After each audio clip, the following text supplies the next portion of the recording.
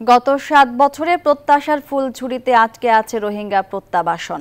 সমাধান তো হয়নি, বরং সম্প্রতি রোহিঙ্গা অনুপ্রবেশ বেড়েছে আশঙ্কাজনক হারে।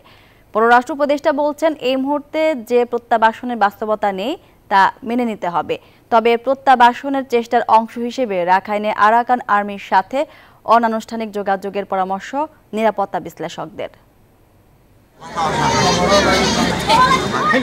২০১৭ সাল মিয়ানমারের জান্তা বাহিনীর নির্যাতনে প্রাণ বাঁচাতে বাংলাদেশে আশ্রয় নেয় ১০ লাখেরও বেশি রোহিঙ্গা। বিশ্ব দরবারে প্রশংসা কুড়ায় বাংলাদেশ। তখন থেকেই শুরু হয় প্রত্যাবাসনের আলোচনা, সহযোগিতার আশ্বাস দেয় চীন। কিন্তু ৭ বছর পার হলেও এখন পর্যন্ত একজন রোহিঙ্গাকেও ফেরত পাঠানো যায়নি। শব্দের আরেক নাম, একদম ইউনিক স্ট্রাকচারাল ডিজাইনের কসমিক ডোম, থেকে ৫০ বছরেরও বেশি। কসমিক ডোম। অন্যদিকে রোহিঙ্গাদের আবাস রাখাইন এখনো যুদ্ধবিধ্বস্ত। জান্তা বাহিনীকে হটিয়ে প্রায় পুরো রাখাইনের কর্তৃত্ব নিয়েছে বিদ্রোহী গোষ্ঠী আরাকান আর্মি। এমন বাস্তবতায় রোহিঙ্গা প্রত্যাবাসন তো দূর, উল্টো গত ২ সপ্তাহে বাংলাদেশে ঢুকেছে ১০,০০০-এর বেশি রোহিঙ্গা। সীমান্তের ওপারে অপেক্ষায় অনেকে। তাই প্রত্যাবাসনের চেয়ে অনুপ্রবেশ ঠেকানোর চ্যালেঞ্জেই সরকার। আমি ব্যক্তিগতভাবে বিশ্বাস করি যে এই মুহূর্তে রোহিঙ্গা প্রত্যাবাসন সম্ভব না।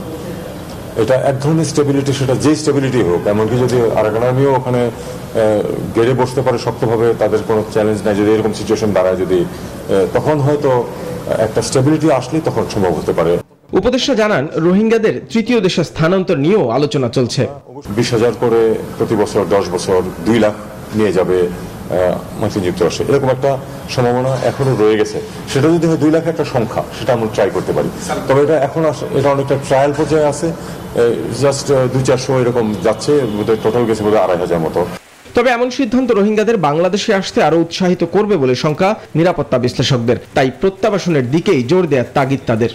সেখানে তারা যদি একবার বুঝতে পারে যে এখানে রোহিঙ্গা যারা আছে তাদের একটা উন্নত দেশ কোন একটা দেশে নিয়ে যাচ্ছে, ওরা মরিয়া হয়ে সুরসুর করে দিকে সব পার হতে থাকবে। আরেকটা মানবিক, এবং সেটাকে মিয়ানমার বর্তমান জান্তা মিলিটারি তারা চাইবে এই ধরনের একটা ঘটনা ঘটুক। আমাদের সেটাও মনে রাখতে হবে যে ভবিষ্যতে আরাকানে যে পরিবর্তন হোক না কেন, তার স্টিয়ারিং সিটে আরাকান আর্মি থাকবে। তারা একটা অন্যতম স্টেক হোল্ডার। তাদের কথার বাইরে মায়ানমারের কেন্দ্রীয় সরকারও কিছু করতে পারবে না। সুতরাং আমাদেরকে, আমি মনে করি, অবশ্যই উচিত প্রকাশ্যে না হোক গোপনে আরাকান আর্মির সাথে একটা স্পেশাল ডেস্ক খুলে নিয়মিত যোগাযোগ রক্ষা করে বিষয়টাকে থার্ড ডাইমেনশনেও আগানো উচিত। বিশ্লেষকদের মতে, বাংলাদেশের পাশাপাশি আঞ্চলিক নিরাপত্তায়ও বড় হুমকি হয়ে উঠতে পারে রোহিঙ্গা জনগোষ্ঠী। তাই তাদের মাতৃভূমিতে ফেরত পাঠানোই একমাত্র সমাধান। নাহিদ হোসেন, নিউজ 24, ঢাকা।